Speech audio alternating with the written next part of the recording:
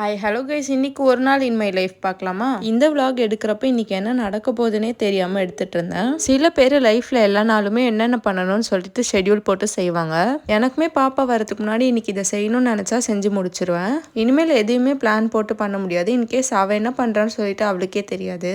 அத்தைக்கு தெரிஞ்சவங்க பழப்பழம் கொடுத்துருந்தாங்க. ஸோ அதை உரிச்சு வைக்கலாம்னு சொல்லிட்டு உரிச்சிட்டு இருந்தேன். இந்த கேப்பில் பாதி பழம் என் வாய்க்குள்ளேயே போயிடுச்சு. மத்தியானத்துக்கு மேலே என்ன பண்ணனே தெரியல. அப்படியே சாயங்காலம் ஆயிடுச்சு. சாயங்காலம் ஒரு ஃபங்க்ஷன் போலான்னு கூப்பிட்டு கிளம்ப முடியல, பட் சாப்பிட்டு வரலாமேன்னு சொல்லிட்டு கிளம்பிட்டு இருந்தேன். எனக்கு விவரம் தெரிஞ்ச நாள்ல இருந்து நான் வந்து ஃபங்க்ஷனுக்கு நான் தலை குளிச்சுட்டு தான் போவேன். ஆனால் இன்னைக்கு தான் வந்து தலை குளிக்காம ஃபுல்லா எண்ணெய் வச்சுட்டு என்ன ஹேர் ஸ்டைல் போடுறதுனே தெரியாம போட்டு போயிருந்தேன். இந்த ஒரு கம்மல் வந்து கலருக்காக சரவணா ஸ்டோர்ல வாங்கிட்டேன். பட் எந்த ட்ரெஸ்க்குமே மேட்ச் ஆகல. இந்த ட்ரெஸ்க்கு வச்சு பார்த்தா மேட்ச் ஆயிடுச்சு. ஸோ போட்டு போலாமேன்னு சொல்லிட்டு போட்டு போயிருந்தேன். இதெல்லாம் எப்போ பண்ணிட்டு இருந்தேன்னு பார்த்தீங்கன்னா, பாப்பா தூங்கிட்டு இருந்தா, அதனால தான் கிளம்ப முடிஞ்சது. அவ தூங்கினோன்னா ட்ரெஸ் மாத்திட்டு ஷூ போட்டு கிளப்பி விட்டுட்டேன். இன்னைக்கு ஒரு வண்டர் நடந்துச்சு. என்னன்னு பார்த்தீங்கன்னா, ரொம்ப நாள் கழிச்சு நான் வந்து ஸ்லிங் பேக் போட்டு போயிருந்தேன். ஃபங்க்ஷன் வீட்ல இருந்து 5 மினிட்ஸ் வாக்கபிள், ஸோ அவ்வளோ தேவைப்படாதுன்னு சொல்லிட்டு ஸ்லிங் பேக் கொண்டு போயிருந்தேன். போன உடனே டிஜே பார்த்துட்டு பாப்பா ரொம்பவே குஷி ஆயிட்டா. நாங்க போனது பியூபர்ட்டி ஃபங்க்ஷன். ஸ்டேஜுக்கு போயிட்டு கிஃப்ட் கொடுத்துட்டு சாப்பிட போயாச்சு. இப்போலாம் ஃபங்க்ஷன் போயிட்டு சாப்பிட்றது ரொம்பவே சேலஞ்சிங்கா இருக்கு.